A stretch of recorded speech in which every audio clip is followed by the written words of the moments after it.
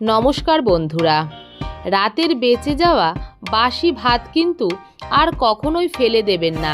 এই বাসি ভাত দিয়েই কিন্তু দারুণ সুস্বাদু একটি রেসিপি আমি খুব সহজেই বানিয়ে দেখাবো। আমি সোমা, আর সোমার হেসেলে আবারও সবাইকে স্বাগত জানাই। এই রেসিপিটি বানাবার জন্য প্রথমেই আমি কালকে রাত্রের বাসি ভাত নিয়ে নিয়েছি। আর দেখুন বন্ধুরা, ভাতটা কতটা ঝরঝরে আছে। আমি যেভাবে এই বাসি ভাতের রেসিপি বানিয়েছি, আপনারাও বাড়িতে বানিয়ে এইভাবে দেখবেন, খেতে ভীষণই ভালো লাগে। আর এই রেসিপিতে ব্যবহার করেছি এখানে দুটো মাঝারি সাইজের টুকরো করে কেটে নেওয়া পেঁয়াজ, নিয়ে নিয়েছি কোচানো গাজর, আর নিয়ে নিয়েছি বিনস। আপনারা চাইলে আরও কিছু সবজি অ্যাড করতে পারেন। আমার কাছে এইগুলোই ছিল, তাই আমি এইগুলো দিয়েই রেসিপিটি দেখাচ্ছি। প্রথমে কড়াইতে আমি নিয়ে নিয়েছি 2 to 3 টেবিল স্পুন মতো সাদা তেল। তেলটাকে প্রথমেই ভালো মতো গরম করে নিতে হবে। তেলটা ভালো মতো গরম হয়ে যাবার পরে এখানে আমি দিয়ে দিচ্ছি কুচি করে কেটে রাখা পেঁয়াজটাকে। এই পেঁয়াজটাকে দেওয়ার পরে গ্যাসের ফ্লেমটা মিডিয়াম টু হাইতে রেখে মিনিট 2-3 সময় ধরে হালকা লালচে লালচে করে পেঁয়াজটাকে আমি ভেজে নিচ্ছি।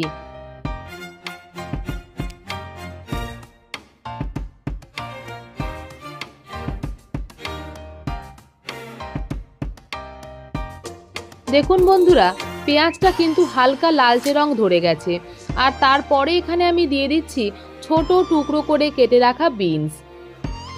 যেহেতু বিনসটা ভাজতে একটু সময় লাগে, সেই কারণে আমি বিনসটা আগে ভাজতে দিয়েছি।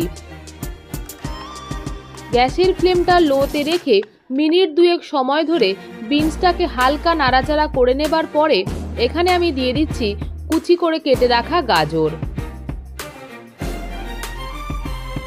গাজরটাকে দিয়ে আবারও হালকা হাতে 2 থেকে 3 মিনিট সময় নাড়াচাড়া করে নিতে হবে।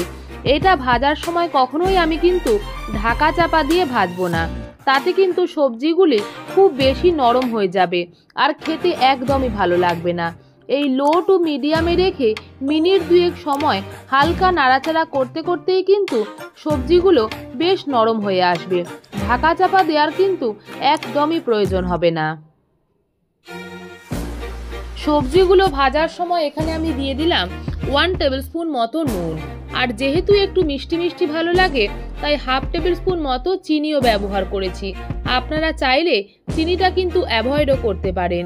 নুন আর চিনি দিয়ে আবারও একটু নাড়াচাড়া করে নিচ্ছি।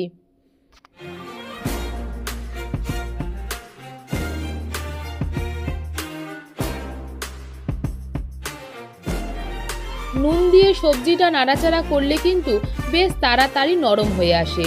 আর সবজিটা নাড়াচাড়া করতে করতে আমি ডিমগুলোকে ফাটিয়ে নিচ্ছি। একটা বাটিতে আমি 2টো ডিমকে ফাটিয়ে নিচ্ছি।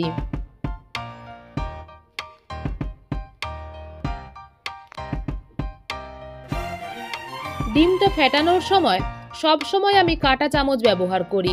এই আপনারাও চেষ্টা করবেন কাঁটা চামচ দিয়ে ডিমটাকে ফেটানোর। দেখুন বন্ধুরা, সবজিগুলো কিন্তু বেশ নরম হয়ে গেছে।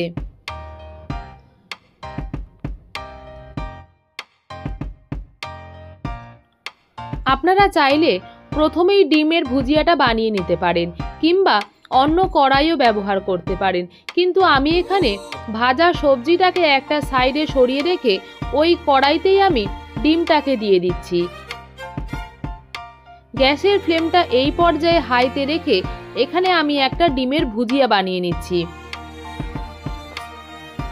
এইভাবে নাড়াচাড়া করতে করতেই কিন্তু ডিমটা বেশ ভালো মতো ভাজা হয়ে যাবে।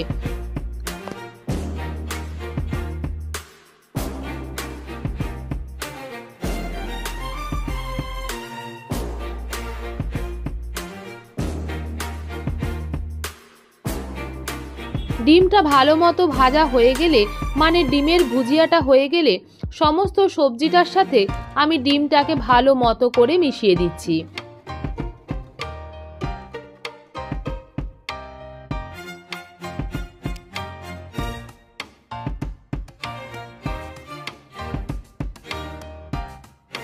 ডিম আর সবজিটা ভালো মতো মেশানো হয়ে গেলে এখানে আমি ভাতটাকে অ্যাড করে দিচ্ছি। দেখুন বন্ধুরা, এই ভাতটা কতটা ঝরঝরে হবে। বাসি ভাতের সাথে আমি সবজি আর ডিমটাকে খুব ভালো মতো মিশিয়ে নিতে হবে। ভাতটাকে ওপর নিচ করে সমস্ত সবজি আর ডিমটাকে মিশিয়ে নিচ্ছি।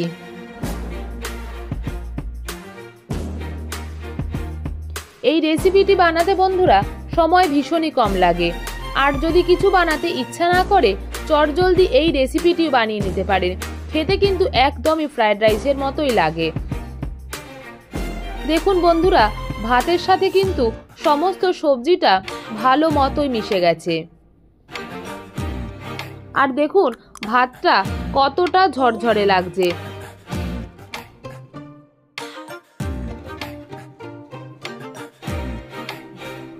এরপরে এখানে আমি দিয়ে দিচ্ছি 1 টেবিল স্পুন মতো গুঁড়ো করা গোলমরিচ। আর এখানে অ্যাড করে দিচ্ছি 1 টেবিল স্পুন মতো সোয়া সস। সস দিলে টেস্টটা আরও দ্বিগুণ বেড়ে যায়। আপনারা এখানে চাইলে কাঁচা লঙ্কাও ব্যবহার করতে পারেন, কিন্তু যেহেতু আমার ছোট বাচ্চা আছে তাই আমি কাঁচা লঙ্কাটাকে অ্যাভয়েড করেছি। সসটাকে দেওয়ার পরে আবারও একটু সময় নাড়াচাড়া করে নিচ্ছি।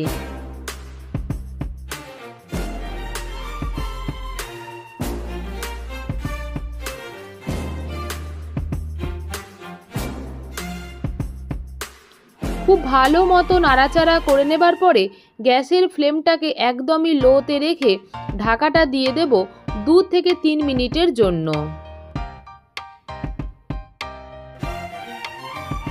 2 মিনিট পরে কড়াইয়ের ঢাকাটা খুলে দিচ্ছি। রেসিপিটি কিন্তু একদমই রেডি হয়ে গেছে। আবারও খুন্তি দিয়ে হালকা হাতে একটু নাড়াচাড়া করে নিচ্ছি। নুনটা কিন্তু আপনারা বুঝে ব্যবহার করবেন। গ্যাসের ফ্লেমটা এই পর্যায়ে বন্ধ করে ঢাকা দিয়ে 2 মিনিট স্ট্যান্ডিং টাইমে রাখলে একদমই তৈরি হয়ে যাবে বাসি ভাত দিয়ে ফ্রাইড রাইসের রেসিপি। এই রেসিপিটি কিন্তু বাচ্চা থেকে বড় সকলেই ভীষণই পছন্দ করে। আমি একটা চামচ দিয়ে দেখিয়ে দিচ্ছি ভাতটা রান্না করার পরেও কতটা ঝরঝরে আছে। এই রেসিপিটি যদি আপনাদের ভালো লেগে থাকে প্লিজ ভিডিওটিকে একটা লাইক করুন, শেয়ার করুন। আর আমার চ্যানেলের নতুন বন্ধু হয়ে থাকলে চ্যানেলটিকে সাবস্ক্রাইব করার অনুরোধ রইল। সাবস্ক্রাইবের জন্যে পাশে থাকা বেল আইকনটা প্রেস করে অল করে দিন, যাতে আমি কোনো রান্নার ভিডিও দিলে সবার প্রথম আপনার কাছে পৌঁছে যায়। ধন্যবাদ। ভালো থাকবেন, সুস্থ থাকবেন।